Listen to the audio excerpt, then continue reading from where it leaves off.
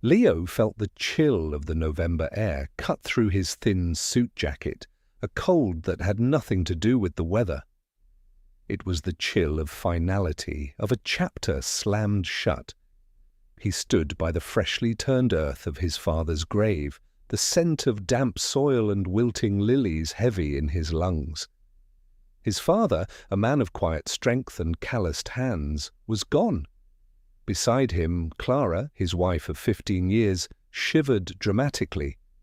She wasn't shivering from the cold. It was a performance, a delicate display of grief for an audience that wasn't there. Her eyes, usually sharp and critical, were now artfully dabbed with a lace handkerchief, scanning the sparse crowd of remaining mourners. "Can we go, Leo?" she whispered, her voice a brittle thing. "It's freezing, and frankly, this is just dragging on. People are starting to leave." Leo didn't answer. He just stared at the polished wood of the casket being lowered into the ground. A part of him was going down with it. His father had been his anchor, the one person in the world who saw him not as a failure, but as a work in progress. Clara's brother Marcus clapped a hand on Leo's shoulder. It wasn't a gesture of comfort. It was a gesture of ownership, of impatient command. "Come on, Leo, let's get back to the house. We have guests. It looks bad for you to just stand here moping." The word moping struck Leo like a physical blow. He was burying his father, the man who had taught him everything, and his brother-in-law called it moping. He finally turned, his eyes meeting the cold, dismissive gaze of his wife and her brother. They didn't see his grief, they saw an inconvenience. The reception at their house was a suffocating affair. Clara moved through the rooms like a queen in her court, accepting condolences with a practiced sadness that made Leo's stomach turn. Marcus stood by the bar, holding a glass of whiskey, laughing loudly with some of his slick-suited friends. They looked utterly out of place amongst the worn, comfortable furniture that had belonged to Leo's parents. Leo felt like a ghost in his own home. He tried to speak to old friends of his father, but his throat was tight with unshed tears. Every corner of the house held a memory, a phantom echo of his father's gruff laugh or the smell of the wood polish he used on the old grandfather clock in the hall. It was by that clock that the first true crack in his carefully managed composure appeared. Mr. Henderson, his father's oldest friend, was recounting a story about a fishing trip from decades ago. Leo felt a genuine smile touch his lips for the first time all day. And that's when Clara found him. She grabbed his arm, her nails digging into his sleeve. "What are you doing?" she hissed, her voice low and venomous. "You're supposed to be hosting. Instead, you're hiding in a corner, smiling like an idiot. What will people think?" Leo pulled his arm away, the warmth from Mr. Henderson's story evaporating. "I was just talking, Clara. He was my father's best friend." "He's a nobody," she spat, her eyes flicking over the old man with disdain. "Your father's friends are not our friends. You need to be with important people. Marcus has clients here." The public humiliation was a familiar sting, but this time, in this place, on this day, it felt particularly cruel. Later, after most of the guests had departed, the lawyer, Mr. Harrison, sat with them in the living room to discuss the will. It was a simple document. His father had little in the way of money. "To my son, Leo," Mr. Harrison read, in his solemn, steady voice, "I leave everything I own, the house, its contents, and my workshop on the edge of town. It's not much, but it's built on a foundation of honest work. That's something worth more than gold." A derisive snort came from Marcus, who was swirling the last of his whiskey in a glass. "A workshop? You mean that dilapidated pile of bricks and rotting wood? Some inheritance?" Clara sighed, a long, suffering sound. She placed a hand on Leo's arm, her touch as cold as ice. "Leo, honey, I know you're sentimental, but we have to be practical. That place is an eyesore. It's worthless. We need to sell it immediately just to cover the property taxes." "Your father just died, Clara," Leo said, his voice hoarse. "Can we not talk about this right now?" "This is the perfect time to talk about it," Marcus interjected, standing up. He paced in front of the fireplace, a predator circling. "We can't let sentimentality drag us down. That property is a liability. I have a friend, a developer, who might be willing to take it off our hands for a small price, as a favor." Leo looked from Marcus's greedy, eager face to his wife's perfectly composed yet demanding expression. They weren't mourning with him. They were circling, like vultures who had been waiting patiently for this moment. The injustice of it all settled deep in his bones, a cold, heavy weight. He felt utterly and completely alone. For 15 years, Leo had existed in a state of quiet endurance. His marriage to Clara had not been a partnership, but a slow, methodical erosion of his self-worth. He was a craftsman, a cabinet maker, a man who found solace and pride in creating beauty from raw wood. It was a skill passed down from his father and his father before him. Clara, however, saw it as a source of immense shame. She came from a family that valued appearances above all else. Her father had been a mid-level executive who lived like a king on credit, and Marcus had inherited his father's belief that the perception of wealth was wealth itself. They saw Leo's dusty workshop and calloused hands not as signs of honest labor, but as symbols of his failure to be what they wanted him to be. "My husband is an artisan," Clara would say at dinner parties, the word dripping with a condescending sweetness that was meant to sound charming, but felt like a thinly veiled insult. It painted him as a quaint hobbyist, not a man running a small business that paid the mortgage on their overly expensive house and funded her relentless pursuit of social status. Marcus was worse. He was a real estate agent who had yet to close a significant deal, but he carried himself with the swagger of a tycoon. He often borrowed money from Leo, loans that were never repaid, always with the promise of a big commission that was just around the corner. He treated Leo with an open contempt, a sort of cruel amusement, as if Leo were a simple-minded beast of burden they were forced to tolerate. Their life was a facade built on Leo's steady, modest income and a mountain of debt Clara accrued on credit cards he was expected to pay off. He had tried, in the early years, to share his world with her, to show her the beauty in a perfectly joined dovetail or the smooth finish of hand-planed oak. She would simply wrinkle her nose at the smell of sawdust and change the subject to a new restaurant she wanted to try or a new dress she simply had to have. He had slowly retreated into himself, finding his only real peace within the four walls of his workshop. He told himself he stayed for the sake of stability, for the memory of the hopeful young man who had fallen for a beautiful, vibrant woman.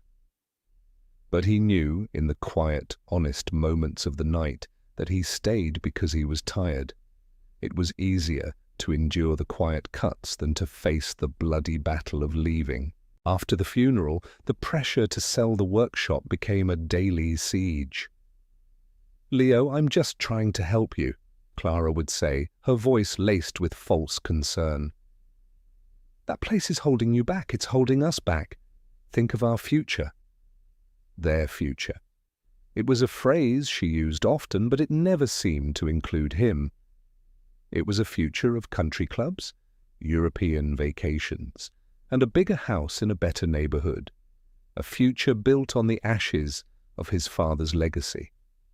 A week after the funeral, Leo began the heartbreaking task of clearing out his father's house. Every object held a story. He packed away old photographs, his mother's china, his father's collection of worn paperback novels. It was in the back of his father's closet, tucked away beneath a stack of old blankets, that he found it. It was a heavy, dust-covered wooden box, bound with tarnished brass fittings. It was locked. He remembered a line from his father's will, something he had dismissed at the time as simple sentimentality. Mr. Harrison had read it with a strange emphasis. "And be sure to check my old keepsake box. The key to understanding is often found in the past." Leo didn't know what it meant, but he felt a tremor of something, curiosity perhaps, or dread. He searched his father's desk, and in a small envelope labelled "For Leo," he found a small, ornate brass key. It fit the lock perfectly. With a creak that sounded like a sigh, the lid opened. The box smelled of cedar and thyme. Inside, nestled amongst his parents' wedding photos and his own childhood drawings, was a small, leather-bound book. It was a diary, and on the cover, embossed in faded gold leaf, was a single, elegant initial, C. Clara's diary. He recognized it instantly. She had carried it everywhere during the first year they were dating. Then one day, it had simply disappeared. She'd claimed she lost it, seemed distraught for a day, and then never mentioned it again. How did it end up here, in his father's secret box? His hands trembled as he opened it. The pages were filled with her familiar, looping script. He read about their first date, her initial impressions of him. Kind, a little boring, but handsome in a rugged way. He read about their courtship, the slow blossoming of their relationship. It was the story he remembered, the one he clung to. He flipped towards the end, his heart pounding in his chest. The entries grew shorter, more distracted, and then he found the last one. The date was written at the top of the page, a date seared into his memory forever. It was the day before their wedding. Just as he was about to read it, his phone buzzed. It was Clara. "Leo, where are you? Marcus is here with his friend, the developer. He's ready to make an offer on that dreadful workshop. You need to come home right now." Her voice was sharp, impatient. The contrast between the young woman in the diary and the cold, demanding woman on the phone was jarring. He closed the book, his thumb resting on the final entry. "I'm on my way," he said, his voice strangely calm. The key to understanding. His father's words echoed in his mind. He placed the diary carefully back in the box and carried it with him, a seed of suspicion now firmly planted in the barren soil of his marriage. When Leo arrived home, Marcus and a man with a shiny suit and an even shinier smile were waiting in the living room. Clara was serving them drinks, playing the part of the gracious hostess. The air was thick with a predatory excitement. "Leo, there you are," Marcus said, standing up and slapping him on the back.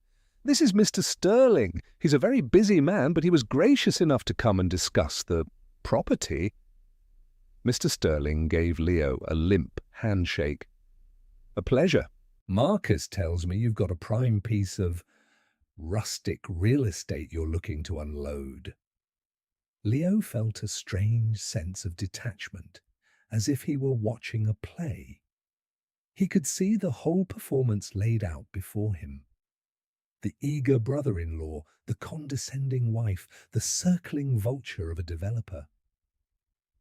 "Mr. Sterling is prepared to offer you $50,000, Clara announced, her eyes shining. "For the land, of course. He'd be doing us a favor by demolishing the building."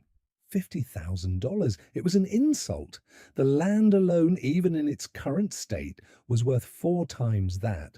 It was a low-ball offer of such staggering arrogance that Leo almost laughed. They truly thought he was a complete and utter fool. "That's a very generous offer," Leo said, his voice even. He saw Clara and Marcus exchange a triumphant look. They thought he was taking the bait. "It is," Marcus agreed quickly. "You should take it, Leo. An offer like this won't come again." "I'll need some time to think about it," Leo said, watching their faces fall. It was my father's. There are sentimental considerations. Clara's smile tightened. Leo, don't be difficult. This is the best thing for us. The word us hung in the air, a hollow and meaningless sound. He looked at her, at the woman he had shared a bed with for 15 years, and felt a profound and terrifying emptiness. He clutched the box with the diary inside, the weight of it a strange comfort. The truth was in his hands, he just had to find the courage to read it. Later that night, long after Clara had gone to bed with a sigh of exasperated disappointment, Leo sat alone in his father's empty house. The silence was absolute.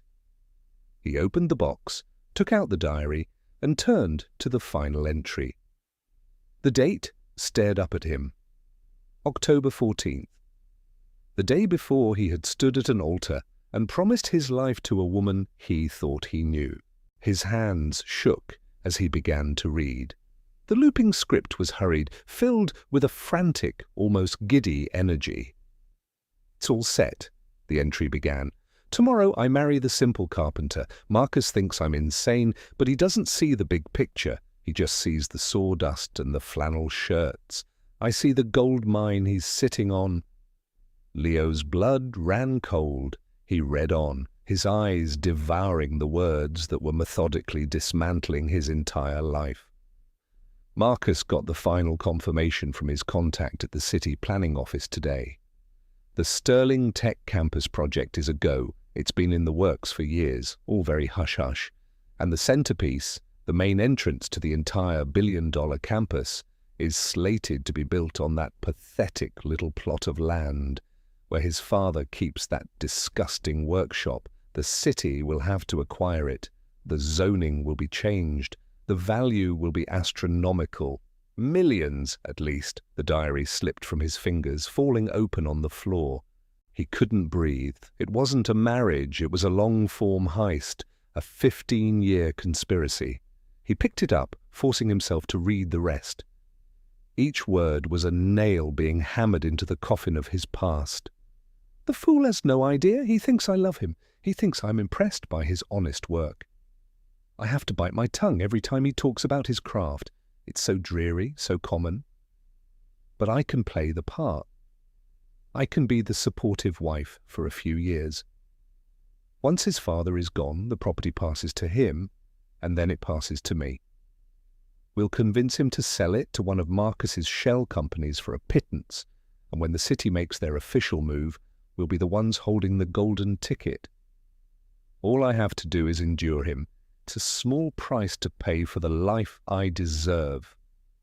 The final lines were the most devastating.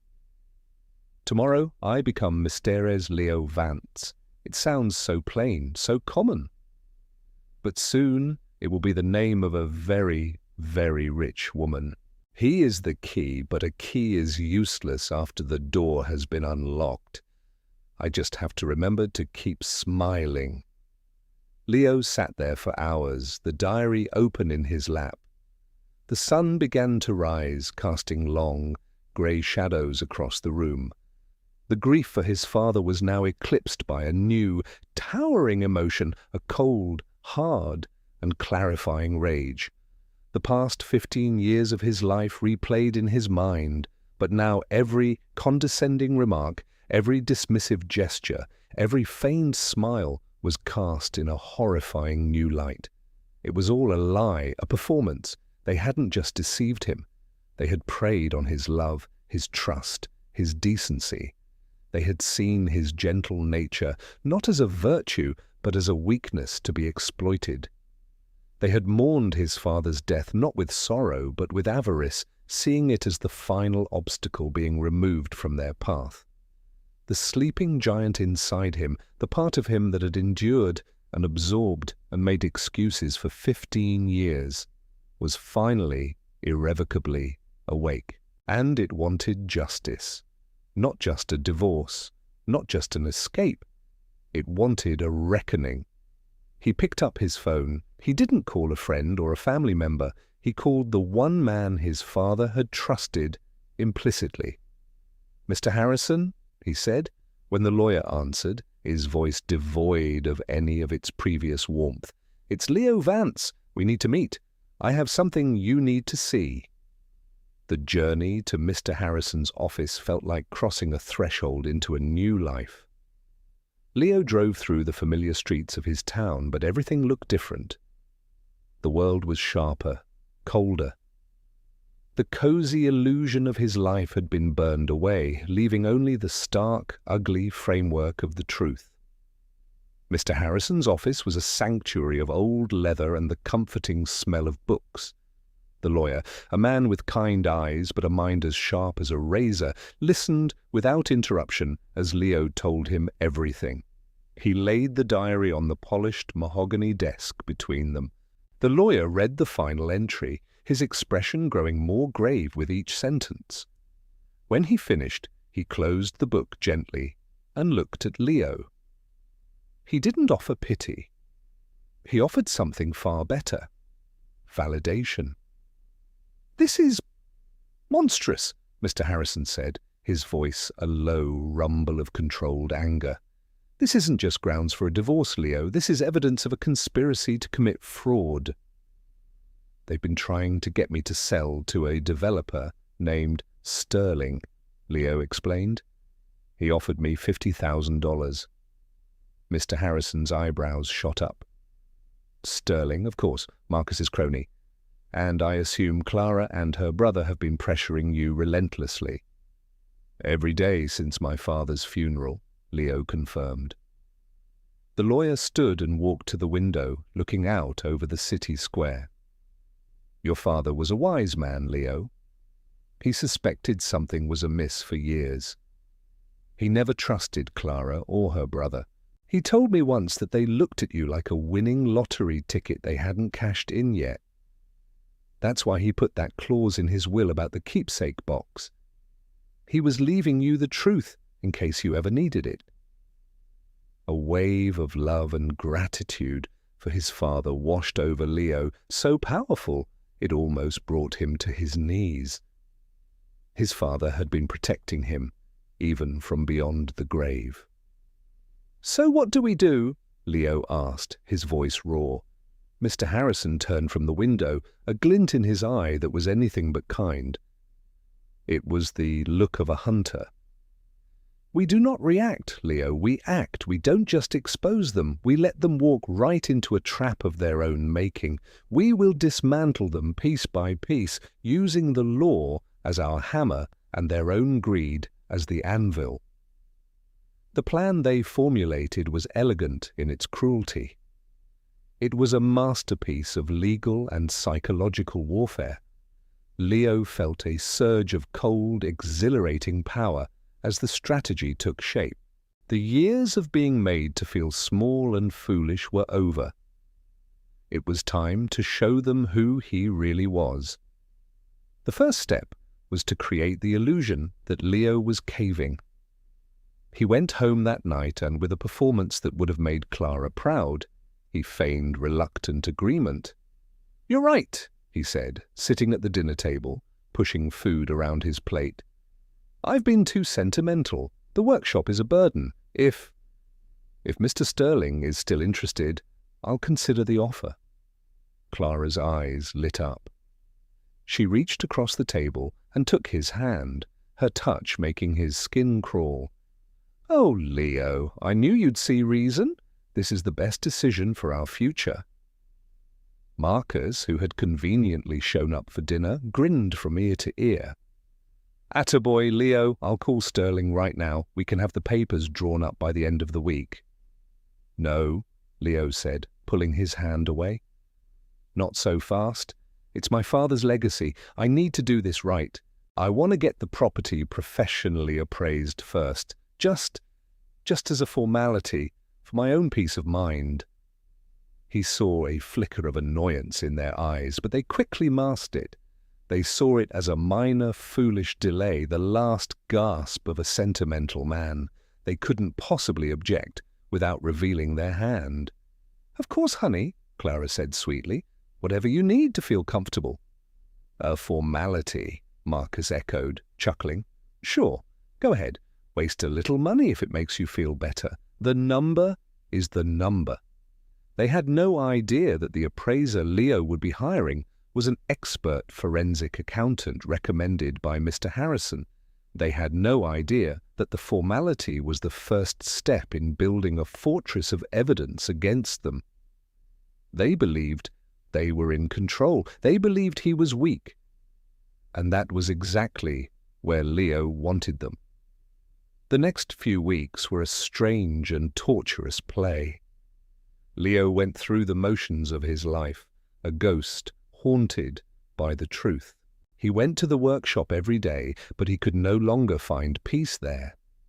The scent of sawdust was now tainted with the stink of betrayal. He looked at the tools his father had left him, and he saw not a legacy of craft, but the prize in a game he never knew he was playing. At home, Clara and Marcus were buzzing with a barely contained excitement. They were already spending the money they didn't have. Catalogues for luxury cars and exotic vacations arrived daily. They spoke of their future millions as if they were already in the bank. "Once we get the money from the sale," Clara said one evening, swirling a glass of expensive wine Leo had paid for, "the first thing we're doing is selling this house. I want something with a pool and a proper guest wing. Marcus says he's found the perfect place in the hills." Leo just nodded, playing the part of the compliant, slightly dim-witted husband. Inside, a cold fire was burning. He watched them plan their new lives, built on the foundation of his ruin, and he felt nothing but contempt. His love for Clara had died the moment he read her diary. It had been replaced by a quiet, patient resolve. Meanwhile, behind the scenes, Mr. Harrison was moving their pieces into place on the board. He sent an anonymous, carefully worded tip to the city's Board of Ethics about a potential conflict of interest involving a senior planner and the proposed Sterling Tech campus. It was a small spark, but it was aimed at a barrel of gunpowder. The forensic appraiser Leo had hired finished his report. Not only was the workshop's land valued at over $2 million before the redevelopment, but he also uncovered the web of shell corporations Marcus had set up, with Mr. Sterling's company at the center. It was a classic fraud scheme designed to hide the true ownership and launder the eventual payout from the city. Clara and Marcus grew more impatient. Their debts were mounting, and their creditors were calling. Their confidence, however, remained unshaken. They were so close to their payday, they could taste it. "What is taking so long with that appraiser?" Marcus demanded one afternoon, cornering Leo in the kitchen. "Sterling is getting antsy. We need to close this deal now." "These things take time," Leo said calmly. "I want it done right." Their arrogance was their greatest weakness. They were so convinced of Leo's stupidity and their own brilliance that they couldn't see the trap closing around them. In their haste, they made a fatal error. Believing the sale was a done deal, they took out a massive, high-interest bridge loan from a shady lender to cover their immediate debts and to put a down payment on the new house in the hills. The loan was secured against the future sale of the workshop, and to get it, they forged Leo's signature on the documents. Mr. Harrison's private investigator, who had been tailing them, got photos of the entire transaction. The first domino fell on a Tuesday morning. Clara was on the phone with her credit card company, her voice rising in frustration. "What do you mean declined? That's impossible. Try it again." She slammed the phone down, her face a mask of fury. Leo watched her from the doorway of his study, a cup of coffee in his hand. "Everything okay?" he asked, his voice a perfect imitation of mild concern. "It's nothing," she snapped. "Just some stupid bank error." But it wasn't an error. The anonymous tip had borne fruit. The city planner Marcus had been bribing was quietly suspended, pending a full investigation. The Stirling Tech Campus project was put on indefinite hold. The news wasn't public yet, but the whispers in the right circles were enough to spook the lenders. The next day, Marcus showed up at the house, his face pale and sweating. He and Clara locked themselves in the living room, their voices rising and falling in panicked, urgent whispers. Leo sat in the kitchen calmly reading the newspaper, listening to the sound of their world beginning to fracture. The call from the loan company came that afternoon. Leo let it go to voicemail. He listened to it later, a cold smile touching his lips. The man's voice was hard and unforgiving. The loan was being called in. Full payment was due in 72 hours, or they would begin legal proceedings. The panic escalated into full-blown terror. Clara and Marcus were like rats in a cage, scrambling, biting, and blaming everyone but themselves. They blamed the city, they blamed the bank, and most of all, they blamed Leo. "This is your fault," Clara shrieked at him that night, her carefully constructed facade crumbling to reveal the ugly, grasping desperation beneath. "If you had just signed the papers when we told you to, none of this would be happening. The money would be in our account. Your sentimentality has ruined us." Leo looked at her, at the woman who had plotted for 15 years to steal his birthright, now accusing him of ruining her. The irony was so thick it was almost suffocating. "Ruined us?" he asked, his voice dangerously quiet. "What exactly has been ruined, Clara?" She didn't have an answer. She just stared at him, her eyes wild with fear and rage. She still didn't see it. She still didn't understand that he was no longer a pawn in her game. He was the one controlling the board. The final checkmate was just one move away. The final move was a meeting. Mr. Harrison arranged it at his office, a place of quiet, unimpeachable authority. He called Clara and Marcus, informing them that Mr. Stirling's investors were concerned about the delay, and that a meeting was required to reassure them and finalize the sale of the workshop. They seized upon the news like drowning sailors grabbing a life raft. It was the reprieve they were desperate for. They saw it as their last chance to salvage their grand plan. They arrived at the law office dressed in their finest clothes, their arrogance restored like a fresh coat of paint over rotting wood. They walked into the large, sunlit conference room, expecting to see Mr. Stirling and a team of smiling investors. Instead, they saw only Leo, sitting at one end of the long, polished table. At the other end sat Mr. Harrison, his hands steepled before him. A thick file folder lay on the table in front of him. Clara's smile faltered. "Where is everyone? Where's Stirling?" "Mr. Stirling will not be joining us," Mr. Harrison said, his voice as cool and crisp as an autumn morning. "Please, have a seat." Marcus remained standing, his bravado a flimsy shield. "We're not here to play games. We're here to sign papers and get paid. Where are the contracts?" Leo finally looked up, his gaze meeting his wife's. For the first time in 15 years, she saw not the passive, gentle man she thought she had married, but a stranger. A man with eyes as hard and unyielding as granite. "There will be no sale," Leo said, his voice clear and steady, cutting through the atmosphere like a blade. Clara let out a short, incredulous laugh. "What are you talking about?" "Leo, don't be ridiculous. We have a deal." "No," Leo corrected her. "You had a plan. I was just the key you needed to unlock the door." The color drained from Clara's face. The phrase, plucked directly from her own diary, hung in the air between them. Marcus stared, his mouth slightly agape, confusion warring with dawning horror in his eyes.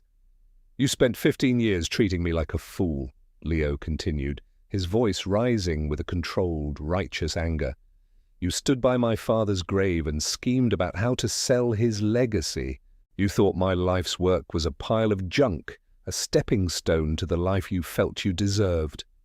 He paused, letting the weight of his words settle in the silent room. "But what you didn't know," he said, his voice dropping to a near whisper, "is that my father was a wise man, and he left me something, a key to understanding." With a slow, deliberate movement, Leo reached into his briefcase and pulled out the small, leather-bound diary. He placed it on the center of the table. It landed with a soft, definitive thud that echoed like a gunshot.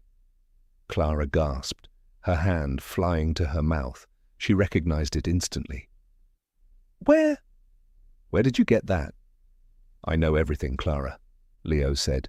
"I know about the Sterling Tech campus. I know about your contact at the city planning office. I know about the plan to buy my land for a pittance and sell it for millions." He opened the diary to the last page. "And I know how you really felt. The day before you promised to love and honor me." He began to read her words aloud. Her secret thoughts, her cruel dismissal of him, her greedy ambitions, all laid bare in the sterile quiet of the law office. With every sentence, Clara seemed to shrink, to wither in her chair. When he finished, a terrible silence descended. Marcus was as white as a sheet, his body trembling. Clara was breathing in ragged, shallow gasps. "It's a lie!" she finally shrieked, lunging across the table for the diary. "You're making it up! That's not real!" Mr. Harrison calmly placed a hand on the book, stopping her. "I can assure you, Mysterious Vance, it is very real. We have had the ink and paper dated. It is verifiably 15 years old." Marcus found his voice, a weak, blustering imitation of his usual swagger. This is an invasion of privacy." "You can't use that. It's inadmissible." "Perhaps," Mr. Harrison said smoothly, opening the thick file folder in front of him. "But this is not a divorce proceeding. We are here to discuss a more serious matter." He slid a document across the table. "This is a copy of the loan agreement you and your sister took out from a private lender, an agreement secured by a property you do not own." He then slid a second set of documents across the table, enlarged photographs. "And this is forensic proof that the signature of the property owner, Leo Vance, was forged." The finality of it crushed them. There was no way out. No lie big enough to cover this. Clara's breakdown was sudden and complete. The mask of the elegant, superior woman shattered into a million pieces, revealing the terrified, cornered creature beneath. She began to sob, great, heaving, ugly sounds of pure despair. "You can't do this, Leo," she wailed, her words dissolving into incoherent pleas. "I'm your wife. We had a life. You're destroying everything." "You destroyed it, Clara," Leo said, his voice devoid of any pity. "You destroyed it the day you decided my love was a commodity to be exploited." As if on cue, the conference room door opened. 2 grim-faced police detectives entered the room. They didn't hurry. They moved with a calm, methodical purpose that was far more terrifying than any overt aggression. One of them addressed Clara and Marcus. "Clara Vance, Marcus Thorne, you are under arrest for conspiracy to commit fraud, wire fraud, and forgery." The sound of the handcuffs clicking shut was the last sound of Leo's old life. Marcus went silently, his face a mask of numb shock. But Clara fought. She screamed curses at Leo, her voice raw with hatred. She called him a monster, a snake, a nobody who had ruined her. Leo didn't flinch. He didn't even watch as they were led away. He had already turned his back on her, on the 15-year lie she represented. He looked at Mr. Harrison, the man who had helped him reclaim his life. "It's over," Mr. Harrison said gently. "No," Leo replied, a new sense of purpose hardening his voice. "It's just beginning." The aftermath was swift and brutal. The story of the beautiful socialite and her slick brother who tried to swindle her hard-working husband became a local sensation. Their carefully curated public image was incinerated in the firestorm of their public disgrace. Faced with the mountain of evidence against them, the diary, the forged documents, the testimony of the now jailed city planner, they had no choice but to plead guilty. Clara and Marcus were sentenced to 7 years in a state prison. They lost everything. The house was sold to pay their legal fees and the massive penalties from the fraudulent loan. Their friends, the ones they had worked so hard to impress, vanished like smoke in the wind. Their downfall was as complete as it was deserved. Leo, meanwhile, inherited a world of possibilities. With the conspiracy exposed, the Sterling Tech Campus project moved forward, but on entirely new terms. The city, eager to avoid further scandal, approached Leo not as an obstacle, but as a partner. The land his father had protected, the land his wife had coveted, was indeed a gold mine. But Leo did not simply cash out and walk away. The man who emerged from the wreckage of his marriage was not the same man who had entered it. The quiet, passive victim was gone, replaced by a man of vision and resolve. He saw his father's legacy not as a plot of land to be sold, but as a foundation on which to build. He worked with Mr. Harrison and a team of ethical developers. He refused to sell the land. Instead, he entered into a partnership, leasing the land for the new tech campus, but retaining ownership and a significant say in the project's development. He insisted that a portion of the vast new complex be dedicated to something his father would have cherished. The Vance Center for Traditional Crafts was born. It was a state-of-the-art facility, a beautiful building of wood and glass that stood in stark contrast to the sleek, sterile towers of the tech companies around it. It offered apprenticeships and classes in woodworking, metalworking, and other skilled trades that were being lost to time. It was a tribute to his father, a testament to the value of honest, skilled labor. Leo became incredibly wealthy, but his life did not become lavish. He sold the house he had shared with Clara, a place full of bitter memories, and bought a modest, comfortable home near his new center. He found that the greatest luxury was not a sports car or a fancy watch, but peace of mind. He poured his energy and his fortune into the foundation he created, finding a deep and abiding purpose in giving others the chance to build something real with their own 2 hands. One afternoon, about a year after the trial, he was walking through the bustling construction site of the Vance Center. He was no longer the man who smelled of sawdust and felt out of place. He was confident, respected, a leader in his community. A woman in a hard hat, holding a set of blueprints, approached him. "Mr. Vance?" she asked, a warm, intelligent smile on her face. "I'm Sarah, the lead architect. I just wanted to say, what you're building here, it's inspiring." Leo looked at her clear, honest eyes, and felt something he hadn't felt in a very long time. It wasn't the frantic, insecure spark he'd once mistaken for love with Clara. It was a quiet, steady warmth, a sense of recognition. "My father would have liked it," he said, a genuine smile spreading across his face. "He believed that true wealth isn't measured in dollars, but in the value of what you create." As he and Sarah walked together, discussing the grain of the wood for the main hall beams, Leo knew his life had truly begun again.